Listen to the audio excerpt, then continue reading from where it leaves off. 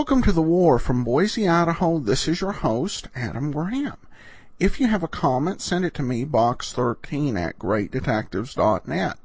Today we're going to present the last of the four episodes of Battle Station. We already played the first two. The third episode of Battle Stations talked about the history and development of the naval air arm from 1910 into the 1930s. Today's episode kind of brings that up to the present by looking at those men who served in the Navy's air arm during World War II. Who were these men? What were their values? And what were they all about? That's what this episode seeks to answer and does quite well at.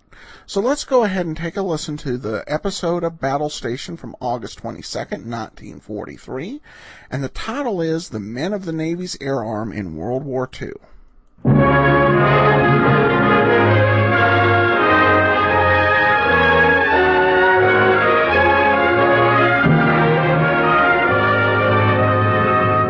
Battle stations! Battle stations!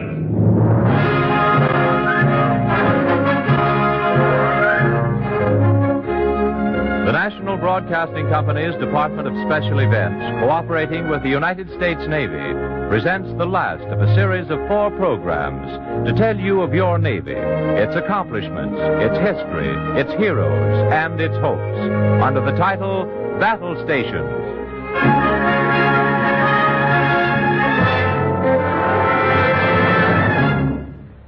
Tonight, the men of the Navy's air arm in World War II.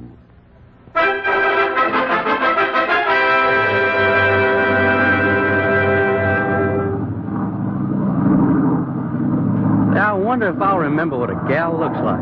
Gee, all those pictures you had in the wall at quarters ought to have kept your memory refreshed. Yeah, just the same, them kind of gals might have gone out of date since I had my last leave.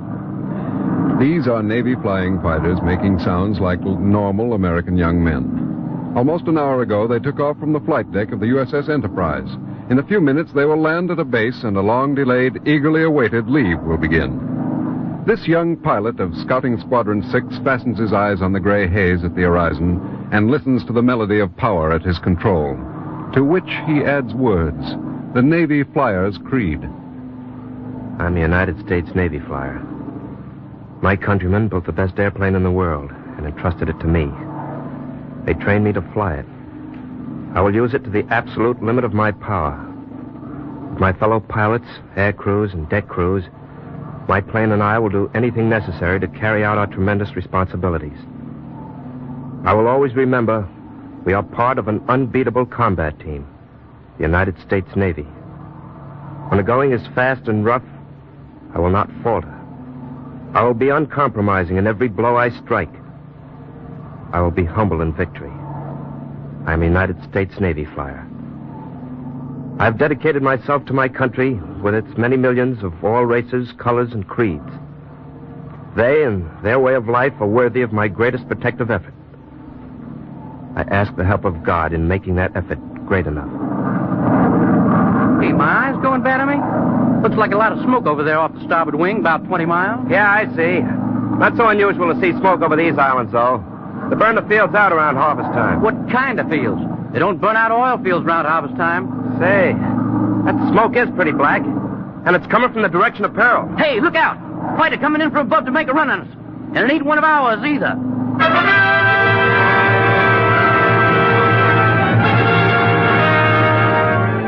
Scouting Squadron 6, which took to the sky with the nation at peace, is arriving at Pearl Harbor in the hour of its people's greatest naval tragedy, at the hour of the nation's precipitous plunge into World War II.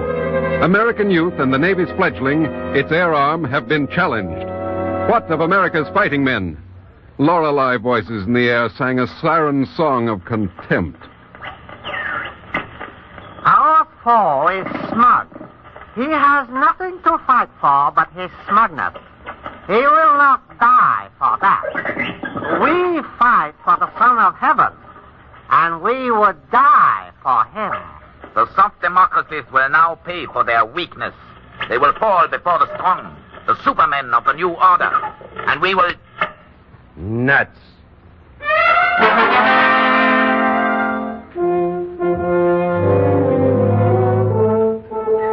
of the men of the Navy's air arm? How have they met the challenge? We have read their record, the history they have written at Midway, in the Coral Sea, in the Aleutians, the Solomons, over the Atlantic, at Casablanca, on 100 watery battlefronts. Then are the men of America supermen? Are they fearless? Are they steadfast, unassuming? Do they have tenacity? Do they want to fight? Do they follow instructions? Are they stiff-necked? Do they know for what they fight? Let's look at a few pictures of the men of the Navy's air arm for the answers to those questions. Are they fearless?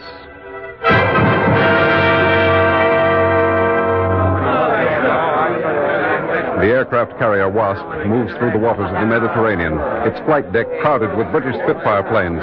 The American fighter squadron men in the ready room receive instructions from a grim-faced officer. All right, men. All right. Now, you boys are up next. We're close to Malta. Suppose you know what that means. We're getting close to trouble. You're going to fly over for the rest of the way. You can't expect help from our cargo of fighters. Those Spitfires are needed in Malta. And they've orders to light out for Malta even if it looks like we're going to have an enemy attack.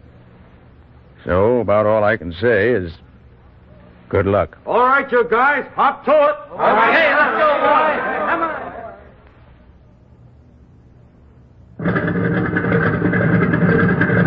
Man your planes. Man your planes. Fighter squadron, just got a report that there are 204 German and Italian bombers out looking for us. We better see them before they see us.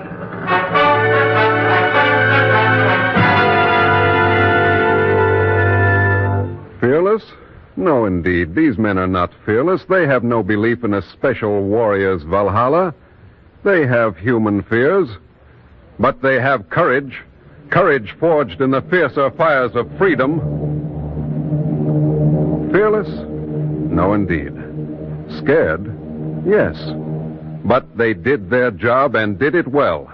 Answer to question 1. Are the men of the Navy's air arm fearless? No.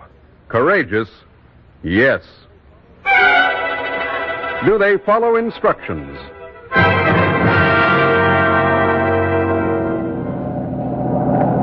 A PBY is on routine patrol duty. The huge flying boat picks its way through puffs of irregular clouds. All right, I'll take it for a while, Jane. Okay. Hey, why don't you drop down and see if you can get all the way under those clouds? Yeah, I think I will. Not much chance of spotting anything if we... Hey, looks to me like something will beam. You sure? Yeah. Yeah, it's a sub, about 2.5 miles. Get on it, boy. They're getting at us with those guns. Stand by to give me a hand on a pull-out. It's going to take all we've got. Pull-out? What the devil are you doing? Going to dive on it. How else can I get down through the cloud?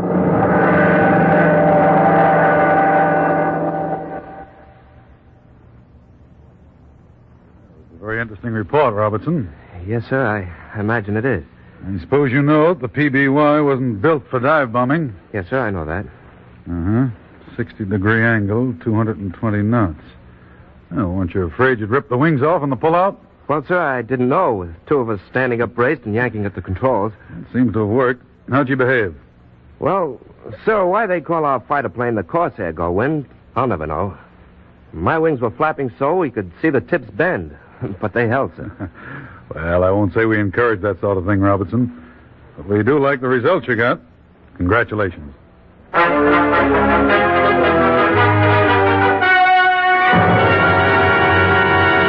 Does the flyer of the Navy Air Arm follow instructions? Yes, sometimes, usually, almost always. But he has been drawn from a nation of free men. He's not an automaton. He thinks for himself, thinks for himself, but not of himself. For there are some instructions he has never, will never disregard. 2 Navy airmen adrift in a rubber lifeboat. This is a devil of a feeling, ain't it?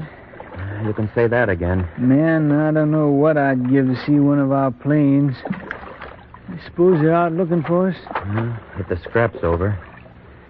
They'll be out looking when we don't turn up. It's an awful big ocean to find a couple of little guys in. Oh, brother, I know now what the temptation of the devil means. What are you talking about? Radio. When we were going down, just think. I could have switched on, given our location. We'd have been setting pretty. Yeah, I know what temptation means.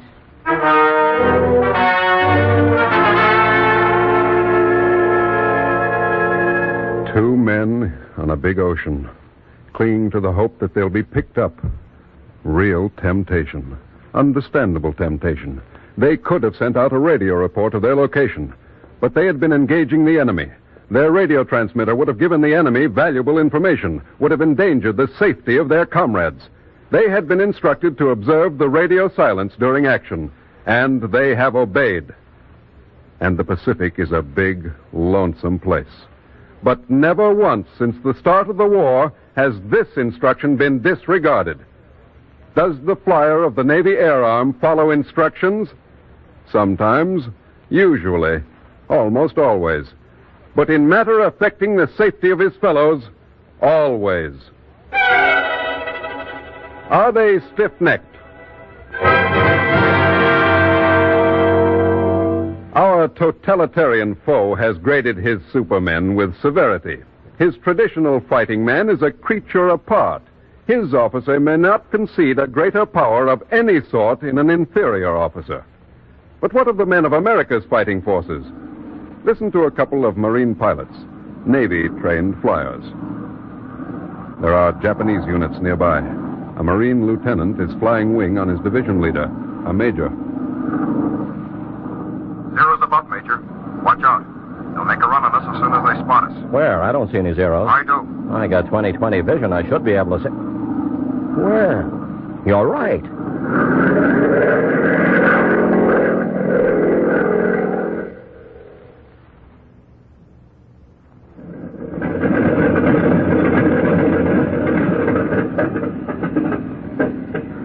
You okay, Major? Yeah. Give me a hand. Yeah. Before I use that hand to lean on, I'd like to shake it. Huh? What's eating you, Major? I always thought I had eyes, but mine aren't in it with yours. You mean because I spotted those zeros? You were a good 10 seconds ahead of me. From now on, fella, I'm flying on your wing. You're leading the division. Are you kidding? I am not. You're the lieutenant and I'm the major. But from now on, I'm glad to fly wing on you, and you can lead the division. I'd much rather be an ex-division leader than an ex-major. Stiff-necked, not by any stretch of the imagination. Our picture of the Navy airmen rounds out. Fearless? No. Courageous? Yes. Follow instructions? Sometimes, usually, almost always. Stiff-necked? No, indeed. Steadfast. Is he steadfast? There are the brave men who carry out vital and valuable routine services. They also serve who only watch. We speak of the men who fly our blimps. Yes, they are steadfast, strong in the knowledge that their alertness is preparing future battlefields for victory. We now hear from one who can speak with authority for the men of the lighter-than aircraft. Their leader is a recognized pioneer in the field. Ladies and gentlemen, Rear Admiral Charles E. Rosendahl, Chief of Naval Airship Training. Admiral Rosendahl. In coastal waters of the Atlantic, the Pacific, in the Gulf of Mexico, and elsewhere outside our continental limits, considerable numbers of fast surface vessels of various types, many airplanes of different kinds, and a fair number of blimps comprise the coordinated teams of specialists constantly on the alert as the silent service needed to combat the many modern enemy submarines which have created havoc even in our own front yard. A vast amount of unsung, unseen, unspectacular drudgery must be performed by these thousands of specialists to provide continuous flow of the gigantic support required by our frontline forces at sea, on land, and in the air to engage our scattered enemies successfully. But as well as crossing seas, these vast convoys must get in and out of our harbors and along our shipping lanes safely. There's some tendency to give blimps major credit for stemming submarines along our coasts, but we do not so claim. We do feel, however, that blimps are definitely pulling their weight in this war as members of an important service. While equipped and able to attack and destroy submarines, blimps are primarily watchdogs or bird dogs to detect and flush lurking submarines, then generally turning over actual destruction to their more lethal airplane and surface teammates. Our current relatively great blimp expansion started almost from scratch, with a half-dozen odd and antiquated airships. During World War I, blimps had served the Allies very effectively, but between that and the present war, the United States had designed and built only one new naval patrol blimp. In all those 20-some years, no naval blimp had carried or dropped a bomb or fired a gun. Application of anti-submarine equipment to blimps had been almost nil. Hence, the provision and manning of even partially useful blimps for this war would really be somewhat of an accomplishment.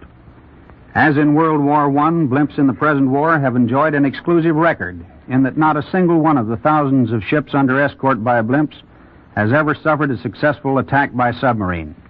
Because of inherent characteristics, blimps can and do operate in weather conditions prohibitive to other aircraft. Had development not been interrupted just as we were overcoming their childhood ailments, we might today be making extensive and important use also of very large helium-filled rigid airships as fast, long-range airplane carriers on the high seas. Pioneering work done by the airships Los Angeles, Akron, and Macon proved the launching and recovery of airplanes by airships and everyday operating feasibility. For one thing, I am confident such airship carriers of airplanes could today be rendering efficient service comparable to that the baby flat tops are now doing. And who can say such airships might not have been of incalculable value in the Pacific just before fateful December 7th, 1941. But whether or not we ever have such gigantic airships, blimps are today carrying on worthily in the light of an airfield. And as we become able to shift the accent from quantity to quality, we may expect blimps to become even more effective. Thank you. Thank you, Admiral Rosendahl.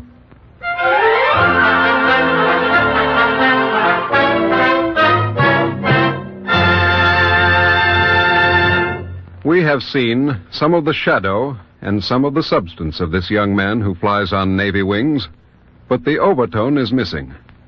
What of the endearing graces? Is he humble in victory? Is he unassuming when his deeds are recognized? Does he covet glory? Let's see. What about you, Keller? Just a moment, sir. I have to check with Beach on that. Beach, what do you think about This fighter squadron back aboard the carrier is having coffee and the customary informal chat with the Air Combat Information Officer after a foray. The data of the mission are being compiled. Well, you can chalk up 1-0 of the Nagoya type, I guess. Hey, what do you mean, one? I said I saw you knock down two, but I didn't spend all my time watching you either. Sure, Kelly, you got that Charlie. I jumped you from above. The other men seem to think you got another, Keller. I'm not saying I did. I think the other Nagoya dived to get away from where it was hot. He was down to about 4,000 feet and still in the dive when I saw him last. Maybe he went all the way down, but I couldn't swear it. As much as the fighter pilot would like to have another victory to his credit, he will not force the facts. Because above all else, combat figures must be compiled only from known facts. This is not hat-twisting, storybook modesty. It is utter and complete realism. Realism so searching and unqualified that even official honor sometimes cannot stand up under it. Lieutenant Ziegler contributed materially to the destruction of the vessel by pressing home his attack with skill and determination. Early in the spring, he made the original contact with an enemy The submarine. Navy air personnel at Dutch Harbor stands at attention as one of its number receives the Naval Cross. And here's the citation Devotion read. to duty and self-command in the face of danger were in keeping with the highest traditions of the United States Naval Service. Lieutenant, my congratulations. Thank you, sir. You may dismiss the men. Dismiss. Yeah, let's see it, Ziggy. That's swell, Zig. We're proud of you. You're going to get bully. You're toting all your decorations. Will you guys lay off? Did any of you ever think, why in the devil I'm now wearing a decoration? Sure, you did a good job, Zig. Look, it isn't logical. Day after day, I'm flying over the same water 50 feet above the surface through all this lousy weather we've been having. I could have cracked up any day. Then one day we have decent weather. Everything's perfect. And on a day like that, when I'm flying along, getting a suntan, I happen to lay a pattern around an enemy sub. What the devil am I doing with a medal for that?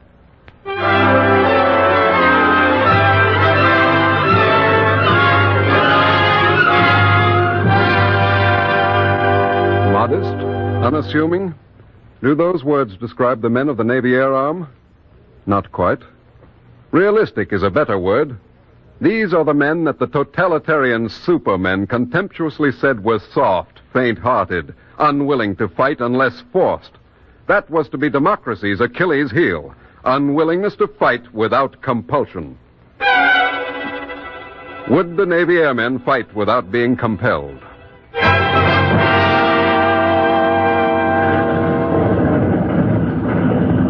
The United States Navy Task Force lies off Casablanca Harbor, and on an aircraft carrier, a squadron of dive bombers is being brought into line for a takeoff. A gunner is being besieged by a half-dozen other gunners. I told you once, no. Oh, give me a chance, Nick. I ain't been out yet. I'll give you $100 cash. If you're going to talk dough to him, I can talk louder than all of you. 150, Nick. How about it? No, I told you no, didn't I? I mean it. I ain't interested. $200. 230, Nick. That's all the cash I got, but we could work out something. Look, you guys, I know it's going to be a good, tough fight. And you can't kid me into thinking it isn't going to be. Why, I wouldn't let you talk me out of it for any amount of money. The rear gunner, who has summarily rejected an offer of $230, knows a tough mission is ahead. That's why he refused the offers. Refused to be paid to go? No, indeed. This man has a seat in the flight, and he wouldn't sell it to his clamoring associates for any amount. Have these men the will to fight? Yes. A yes has been written after the question on 100 battle scenes. Midway.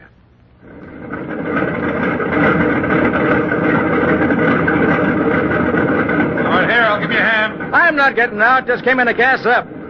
Well, come on. Get the gas in. I got to get back out there. All right.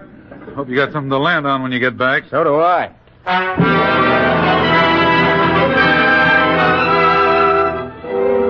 For almost a day and a half before reports on the Battle of Midway could be correlated at a central point, the men of the Navy Air Arm landed and took off from the flat top ceaselessly, stopping only for gas and a gulp of coffee. All indications were that they had come up against a Japanese force of superior numbers, that defeat was but a matter of time. Their fighting spirit did not abate. In this battle, our Navy air fighters were to prove the axiom that free men fight more fiercely, even in face of defeat, or what seemed to be a defeat. For when reports began to gather at the Central Command, the picture of defeat faded before the tidings of the victory at Midway.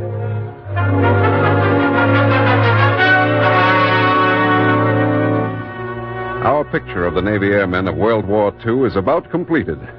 We have only to learn for what they fight. Do they fight for narrow, selfish insularism, or for the common cause of the United Nations? This is an answer.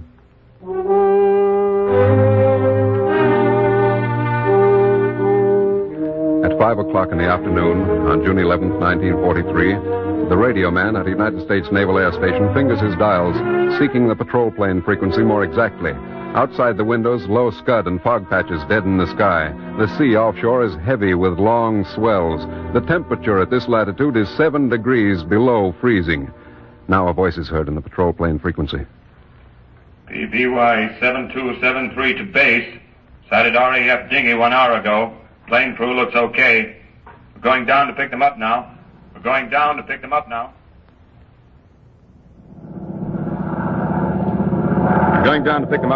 Cut the transmitter. Think it's going to go all right, Doug? That's a cinch. May have been an hour wasted studying the problem. It's better to be safe. It's pretty heavy weather to make a water landing without giving it a lot of thought. Yeah, poor devils down there. Man, I'll bet they're cold. Going to take a long run in. Here goes. The sea airman's run along the top of a long, broad master swell is perfectly calculated. Midway in the landing rung, a cross wave hooks a wingtip, swings the big craft, and flings it into an adjoining wave.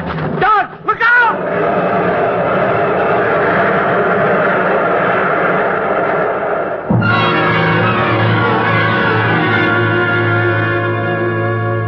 Bow split, green water rushed in, and in 15 minutes, PBY 7273 sank into the dark waters as the crew of 9 watched from 2 rubber life rafts. The men in the RAF dinghy paddled over, but they soon were separated from the rubber boats by heavy seas and darkness. All hands were constantly drenched with icy spray. On the first evening, 2 men died of exposure. On the second day, 3 more followed. On the third day, the survivors saw flares and off in the fog thought they heard a plane take off. They talked about it quite a lot. That was the night the Royal Air Force men were picked up. On the 4th day, 2 more men died. On the 6th, another. And on the 7th, the one survivor was saved.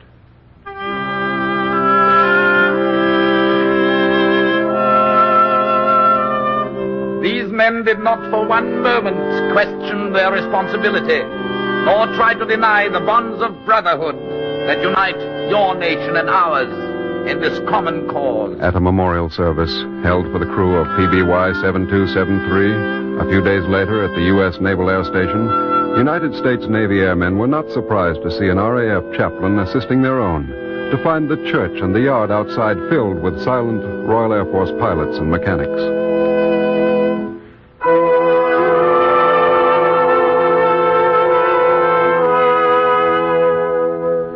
Our blinking newspapers will think of a better way to say it, Yank, but they can't mean it any more than we do.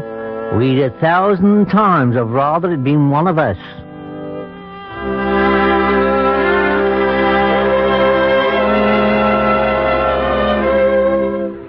And as the men of two nations united in a common cause shake hands, we have the final victory of our United States Navy flyer in World War II. Believers in the universal right, in the stake of each in the future of humanity, in the brotherhood of man. Ensign William R. Evans, Jr., of Torpedo Squadron 8, wrote a letter to a friend that speaks the thoughts of our men who fight on Navy wings. His letter was written a few days before he was reported missing in the Battle of Midway in June of 1942. If anything good or great has been born of this war, it should not be valued in the pages that historians will attempt to write, but rather in the youth of our country who were never trained for war and who almost never believed in war, but who have, from some hidden source, brought forth a gallantry which is homespun. It's so real.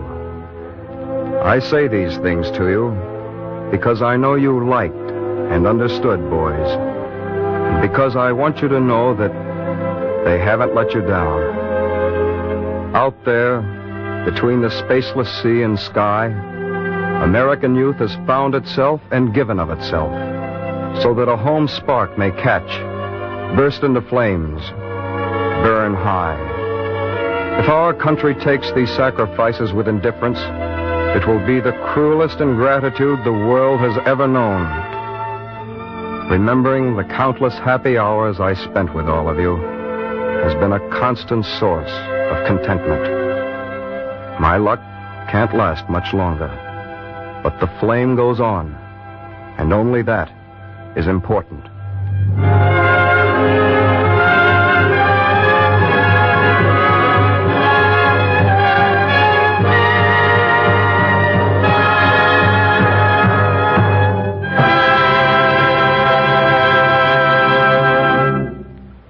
As a fitting close to the Battle Station series, we present Vice Admiral John S. McCain, Deputy Chief of Naval Operations for Air, who speaks to you from Washington. Less than 2 months after the war began, carrier-based planes struck viciously at the Marshall and Gilbert Islands. The destruction they left behind them was repeated at Enemy Hell Wake and Marcus Islands. Action at Solomora and Leh knocked out Jap cruisers, destroyers, transports, and cargo ships. This was done again at Tulagi.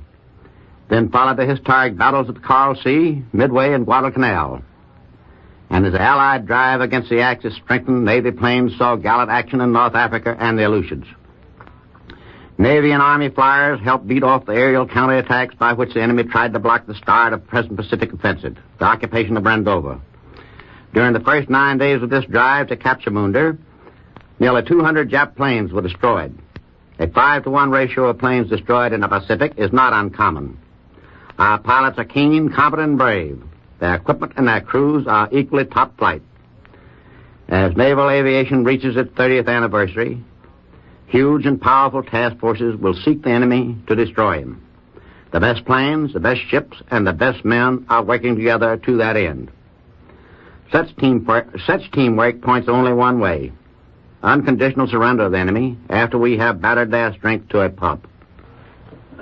Thank you, Admiral McCain.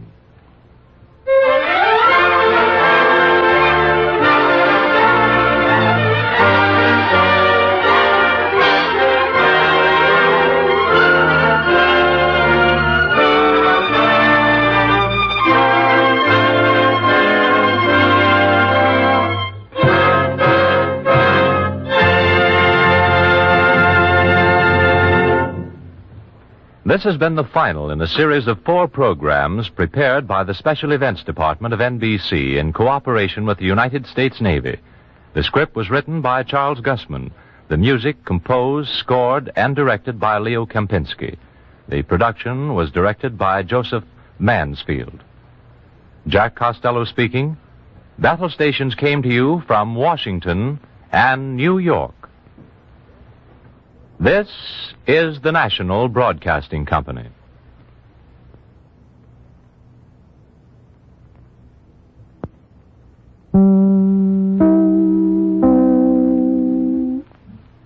That will do it for today. If you have a comment, email me box13@greatdetectives.net. I welcome your story or that of loved ones who served during World War II. Ken Curlin provides our opening theme music, kencurlin.com. I am your host, Adam Graham. This series is provided as a service of the Great Detectives of Old Time Radio, greatdetectives.net.